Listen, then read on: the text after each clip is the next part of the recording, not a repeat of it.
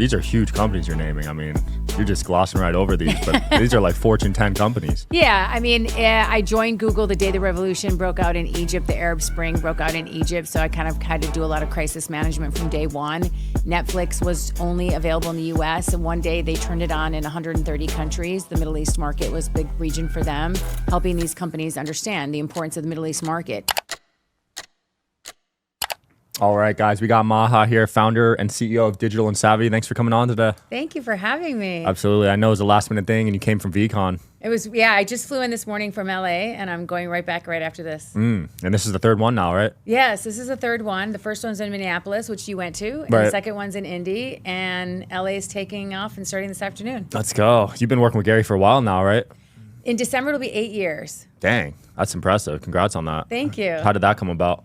Actually, it's so funny. I had never heard of Gary Vaynerchuk, and I was in a bookstore in Minnesota over the summer in 2015, 2016, and decided I wanted to read a book. And so my friend's like, you should read Crush It by Gary Vaynerchuk, and I hadn't heard of him. So I bought the book, started following Gary, and then it took off from there. I was like, started following his content, became very interested in what he talked about. And I thought, wow, what he does at VaynerMedia would be great if we can open VaynerMedia offices in the Middle East. At the time, I was living in Dubai, and I thought maybe Gary wants to come and conquer the Middle East market. So I should try to get to him and tell him, hey, this is something I do. I live in the region. I'm American. I'm Egyptian. I can help you. But I didn't know how to get to him, and I didn't know how to get to anyone in his team. And then several months later, somebody who works with Gary was a videographer. His name is Matt Legati. And he was covering or filming for one of Gary's clients, Cy Wakeman, and she wanted to go to Egypt. So I helped her go to Egypt, met her, and I said, can you guys introduce me to someone on Gary's team? Met somebody on Gary's team several months later, and then went to meet Gary and told him, listen, these are the things that the Middle East can offer. Are you willing to listen? Do you want to learn about the Middle East? And Gary's like, yeah, I would love to learn more and get to know you.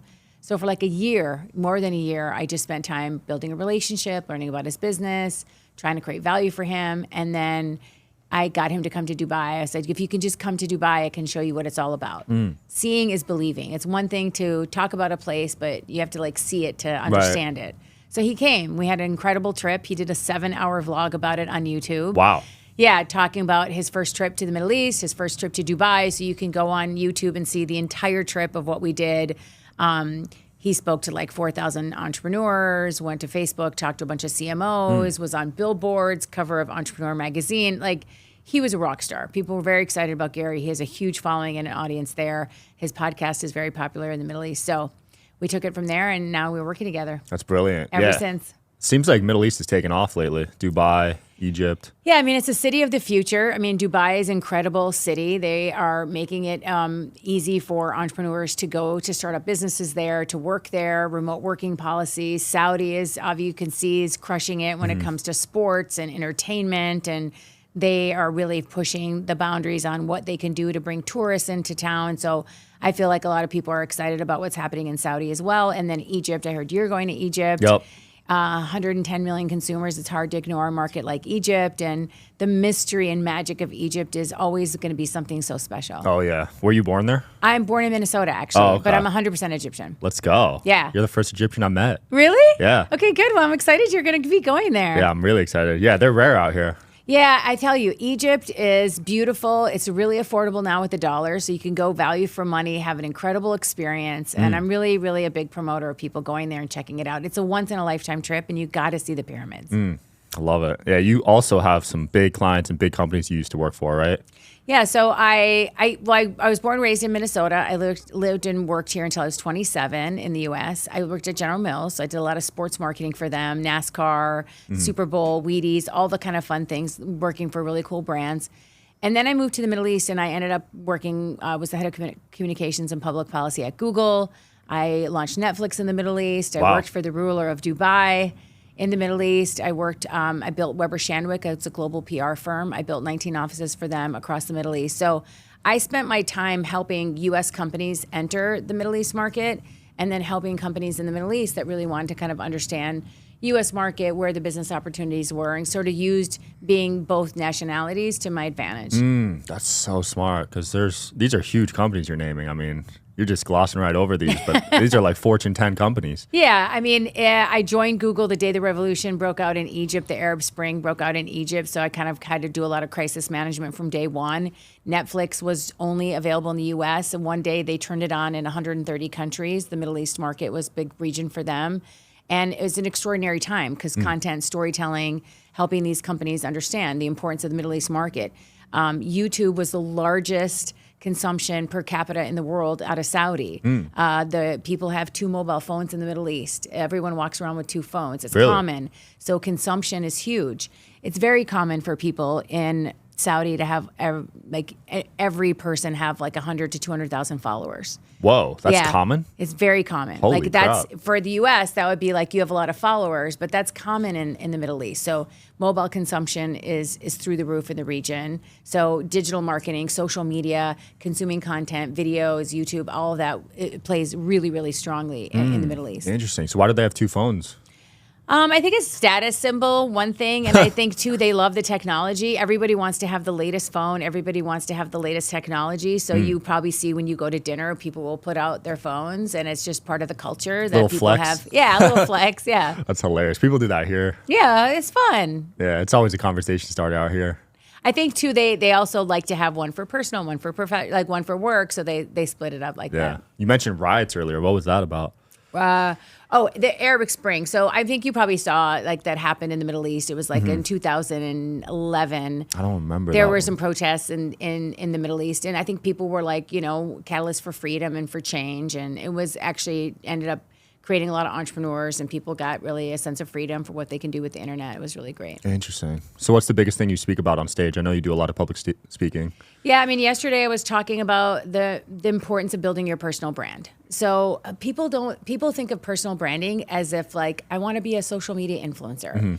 And what I'm trying to get people to think about is your personal brand is your reputation. It is your name. It's the most important thing you need to focus on. So you need to be intentional. What's my reputation? Don't let other people define it for you. You should define it. How do I want to be seen in the world? And you need to invest in your personal brand, not because you want to get followers or you want to sell them products, but because it's good for building relationships. It's good for acquiring talent if you want to hire people. Right. Building your personal brand or your relationship can bring you business opportunities. If you work at a company and you want to get a promotion, how are you showing up? How do you articulate who you are, what you stand for? So I spent a lot of time working with CEOs and clients, helping them build their personal brands, either through thought leadership. It's not about self-promotion. I like people to think about it as idea promotion. Like, what are your ideas and how do you want to share those with the world? And it's not just about what you do on social media. Sean, it's more important how you treat people in real life. Right. What relationships do you have? How do you value your suppliers, your vendors, your employees, your teams? What kind of culture are you building? So I love to talk a lot about the importance of thinking about your reputation, and especially in a digital age right now where we live and work, where everything's in real time and cancel culture exists. Yeah. So think about it. Like, how much time do you spend during the week thinking about your reputation? Yeah, you got to think about it, right? You have to think about it, and you have to build it and grow it. Right. And do things that is worth getting accolades or worth getting, attention from others because you're doing good work that matters. You're really working with intention. I mean, you got a big award for your podcast, and that's good for your reputation. Then people know you're a strong podcast. You have good listeners. People love the content. You do good storytelling. All of that is intentional. Yeah, it's helped a lot already, to be honest. I've gotten some Yeah. good guests from it. I mean, it's your brand, right? It's your business. Yeah. Yeah, one of the most commonly asked questions I get, and I'm sure you get asked this every day, is how do I get more followers and views? And I think that's the wrong way of thinking about things. 100%. It has to be about giving value to your audience. So what are you doing to give value to your audience so that they continue to follow you or share your content or DM it to somebody on a reel or a post that you did? Like, that's the value. If you are giving value to your audience, the content, your followers will come. Yeah. Everybody has an audience. They just haven't found it yet. Agreed. And I picked this up from Lex Friedman, actually. Oh, I love one of Lex. the best shows in the world. Yeah. He hides his views and likes on YouTube. So he doesn't even know how many views he's getting. Really? Yeah, because he values the content is the king. The value is what you give the audience. Exactly. Yeah, so I thought that was crazy because I used to obsess over views and likes. A lot of teenagers and I think millennials do that. But yeah, that's toxic because then you get in your own head if a post doesn't perform well, you know? Yeah, and you shouldn't be intoxicated by that because the views and likes can come and go because the algorithms change and viewer habits change. But if you're connecting with your audience and knowing what they want and giving them value, I think you're going to be fine. Yeah, but personal branding, I'm glad you talked about that because it's changed my life. How? It's just been the best investment I've made because now I could get almost any podcast guest I want because I've invested so much in my personal brand. It's so important. My reputation. Sean, it's so important. Like, it's the number one thing I want people to obsess about because we live in a world, look at the creator economy, where that's going, where that's growing. It's going to be like a $520 billion industry, right? Wow. Yeah, it's huge. It's massive. That means anybody has the ability to create content, to build stories, to build a business, even if they don't want it to be their main job as a side hustle. You're learning new skills. Like you're learning how to connect with audiences, tell stories, build a connection with somebody else. That's valuable. And I just feel like everyone can take advantage of building up their own skills and investing in themselves. Absolutely. Look at Jake Paul. I mean, he just launched a 9-figure company in 60 days. Because he had a strong personal brand. Right. And he built a business off the back of it. Same with his brother. Yes. $1 billion company in a year or two. Because they invested in their names. Right. Everybody has everyone has a name. So if you're an entrepreneur or an employee, you have the capacity to build something purposeful, intentional, and big around your name. Yeah, if the product aligns, that's the key. 100%. Because I've seen people promote stuff they don't care about, and it flops. Yeah, well, the number one thing in building your personal brand is being authentic. Like, you have to be you. You can't fake it till you make it. Because that gets old and you can't keep it up. Right. And people will see right through that in a heartbeat. 100%. These days, for sure. Transparency, like we see it. Like if we see something that doesn't feel right or that they're posting something or that they're talking about something that doesn't really seem authentic to their values, we see that in a minute. And that's the beauty of the internet. Like authenticity wins. Creating value for other people really wins. Yeah, you could hide it for a bit, maybe on a podcast, but when you're out in the real world, people talk. No, and you have choice. I can just switch the channel and listen to something else or watch something else or download something else, right? There's such an abundance right now in the market that I can go listen to somebody else's podcast. I don't have to stay there if I feel like they're not being true to who they are. Right. People follow people. They don't follow companies. So they want to connect with the person, the storyteller. They like your style. They like who you are. They like your ability to connect with a guest on your show. That's why they listen to you. Absolutely. How'd you develop your storytelling skills? That's something I'm working on this year, actually. So a couple of things. One is be a good consumer, like consume content, like be a consumer. Like I feel I've grown because I'm investing in being curious and I'm investing in learning new things. So exposing myself to different content, exposing myself to different people, and then thinking, how did that story, what would made that story resonate with me? Because it was simple, because it was emotional, because it was funny, because it had somebody in the element of the story. So think about your storytelling style. How can you make it simple for people? Right. That's what breaks through. People overthink. I was just actually emailing my team about something today, and they're like, oh, we're going to redo this whole newsletter thing. I'm like, guys, you're overthinking it. Just do good storytelling. Right. Think about put yourself in the shoes of the audience. What would you want to see or hear? And then that's the aha moment that flipped the switch for them. They're like, okay, yeah, we're overthinking it. Yeah. What's a good story? Like if you open a newsletter and it's all text, you're probably going to pass it. It has to have like an image or something that's going to tell a story that helps guide the reader and makes it exciting for them. Yeah, I'm really excited to work on it and master it in public speaking. That's the next stage for me because I got a really crazy story. Really? But I just talk too fast. So when I'm on stage, like when I did the award speech, I had nothing prepared and I just talked too fast. I looked back at it and I was really disappointed, but I think it's important to know how to storytell. But that's self-awareness, right? So like now you know, and you're going to think about investing in how to do good public speaking. So I used to actually be a really fast talker when I get on stage because I get nervous. Right. So you get more anxious. My legs were shaking. Yeah, you get nervous, you get more anxious, so you start picking up the speed. And so I trained myself through breathing to slow down and talk as if I'm in slow motion. In my head, it sounds like slow motion, but when I'm talking on the stage, it's actually not. But you have to kind of force yourself to like pull back the throttle because it's just natural. When you get on stage, the lights, people, you get anxious. Right. What if I say something wrong? Everybody's staring at me. how to do it. And actually, I do a lot of training with executives on how to do public speaking. So we should talk. We should talk. Yeah, definitely should talk. And I'll help you. It gives you confidence. For sure. If you get confidence to speak in public, you can conquer a lot of things. Oh, yeah. It's actually, I think it might be the most feared thing in the world. It is the most feared thing in the world. Right? Yeah, and it's the number one thing, like Warren Buffett always says, like the number one skill you need to master on the planet is how to speak in public. Because it's about articulating your ideas or sharing how you think about something. Right. And if you want to convince somebody to hire you or convince somebody to give you money or convince somebody to be a client, you got to know how to talk to them. Right. Public speaking has opened a lot of doors for you, I'm sure. Yeah, and I enjoy it. Like, I really enjoy being able to connect with one-to-many. So, like, normally it was like clients that have to hire me to work with me.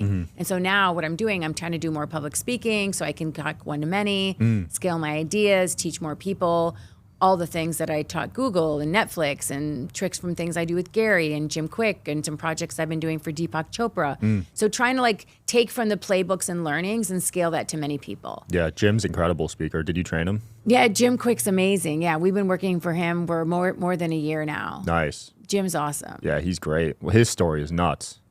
Yeah, he had like a brain aneurysm and I'm told he had a broken brain. Forever, they told him, yeah. And he seems like one of the smartest guys in the world now.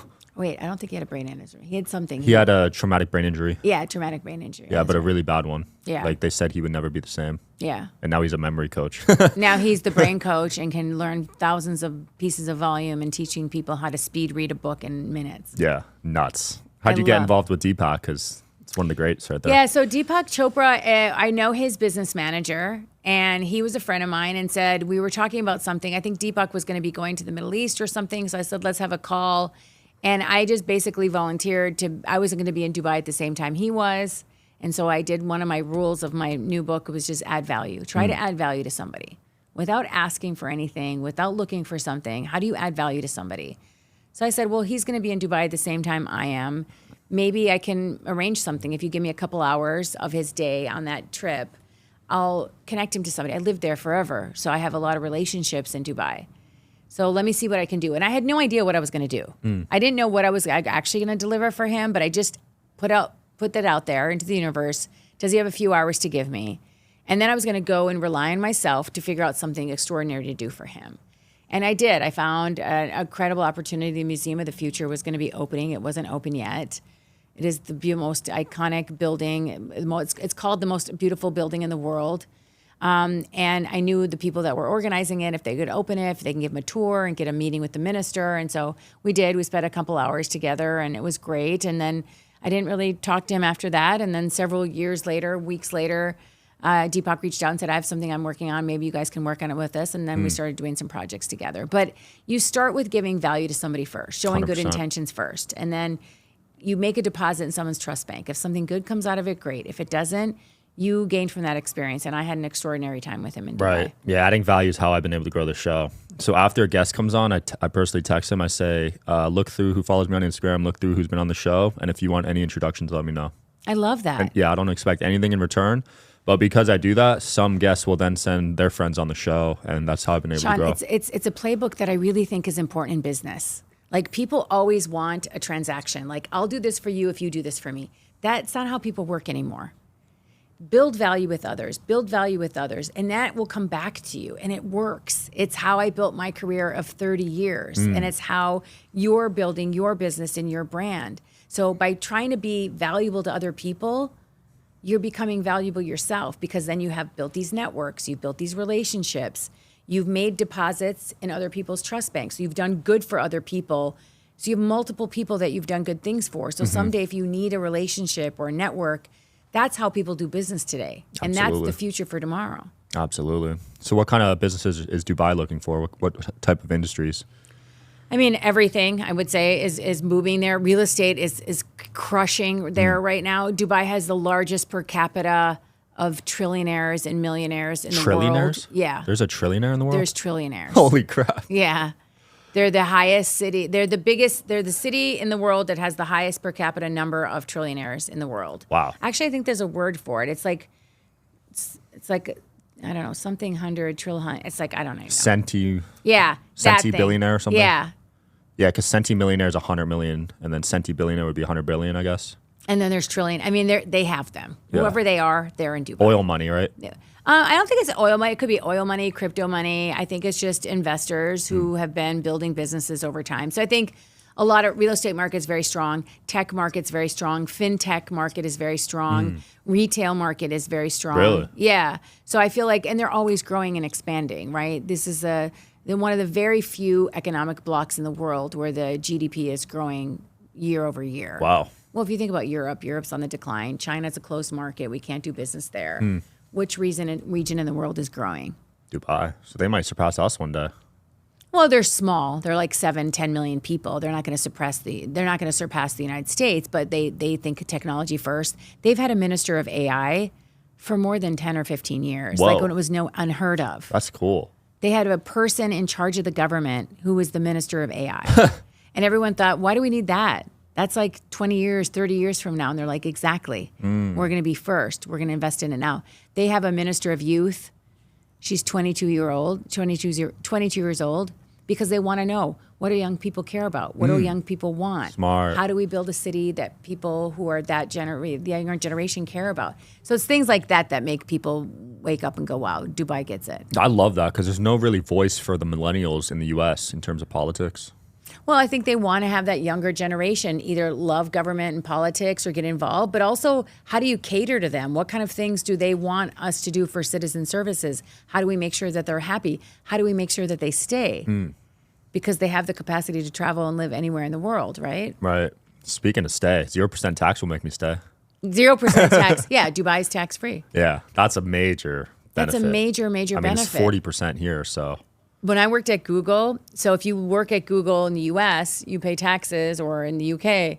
But if you work in Google in the Dubai office, you don't pay taxes. Everybody wanted that assignment to be, so your salary, all of your salary is yours. That's crazy. So you're basically making double what you would make here. Yeah, it was incredible.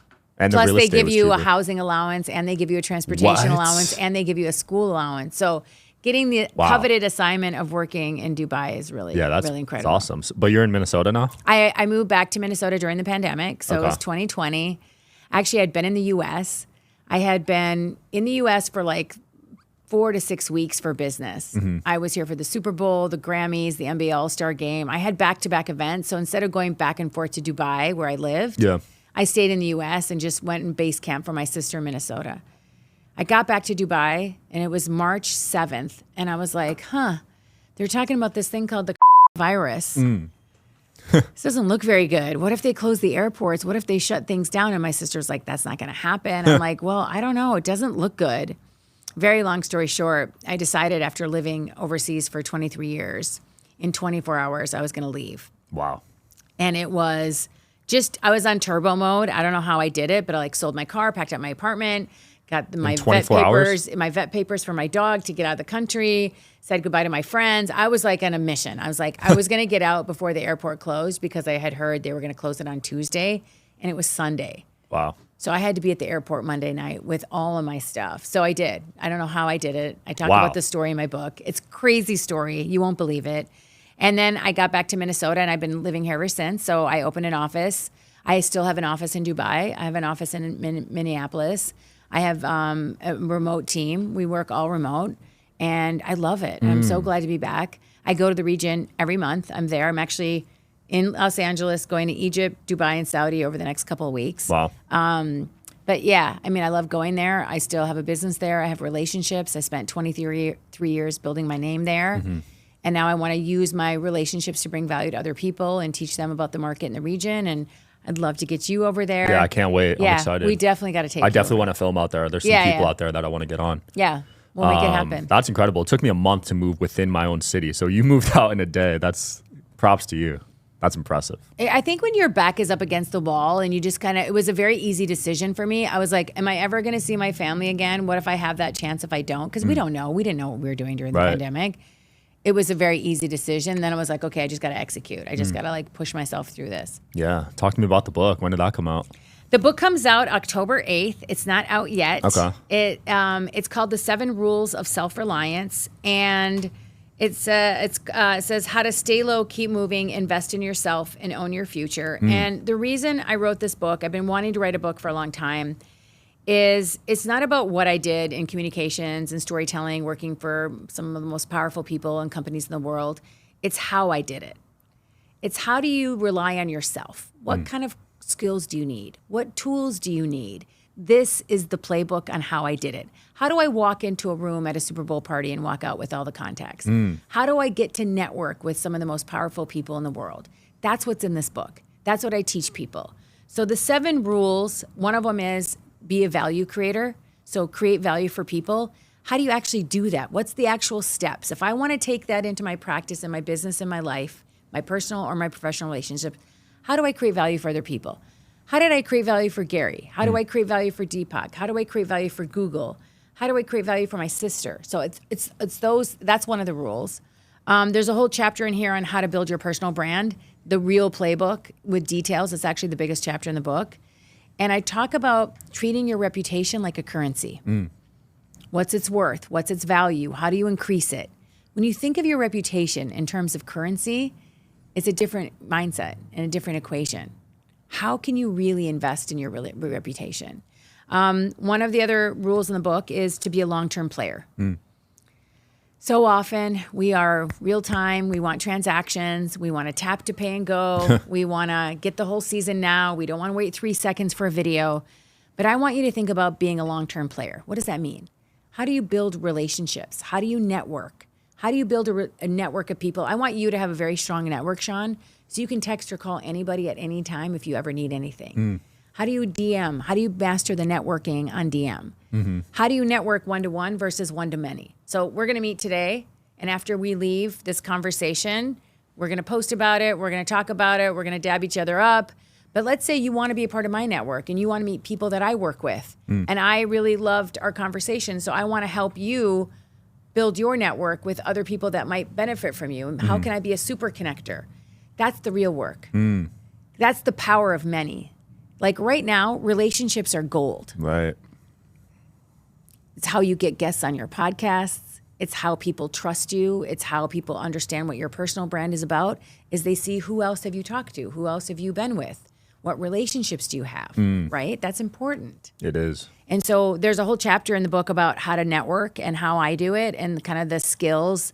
And then even if you're an introvert, it's daunting to network if you're an introvert. You don't want to go into a room of people you don't know.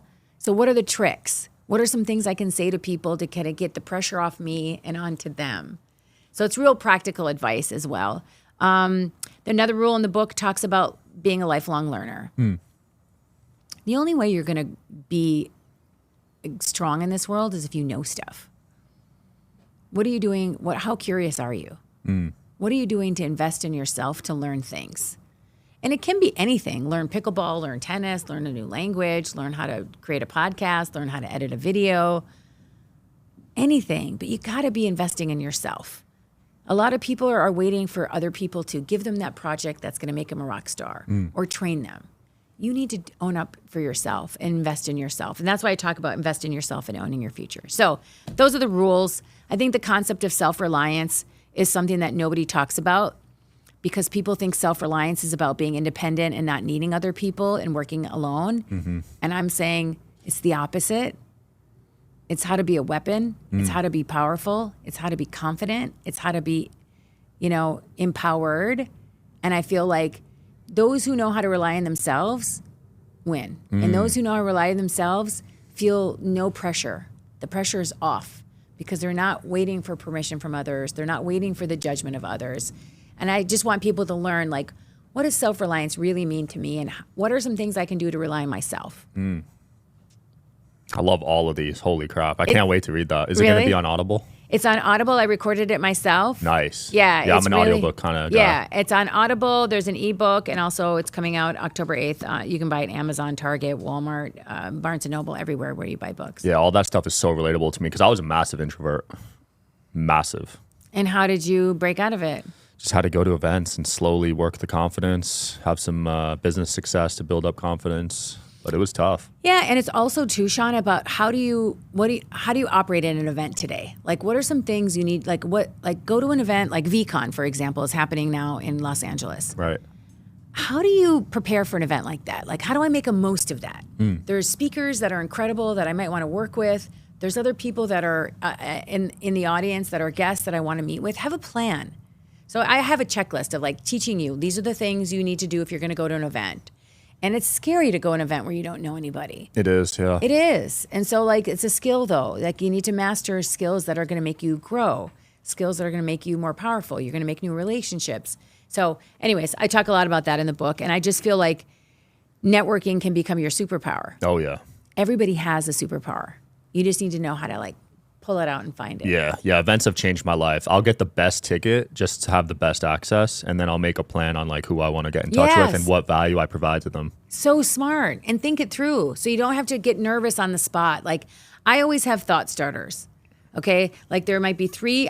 This is how I did it. I went to the list of who's speaking at VCon, and I made a list of the people I really wanted to meet that I don't know.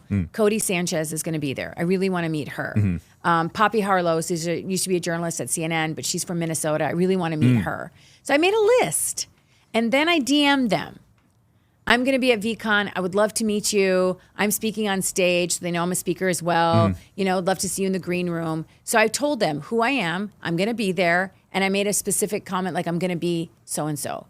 And then I didn't ask to meet them, but I just kind of floated that. So then when I see them, I can say, oh, I sent you a message on DM. So maybe they might recall they did see that, but they didn't know who I was. Right. They don't know me. Why would they meet me? I didn't give them any context. So they need to, I tried to plant a seed. I made a plan. Who do I want to meet? Planted a seed before the event. I'm going now to VCon the next couple of days.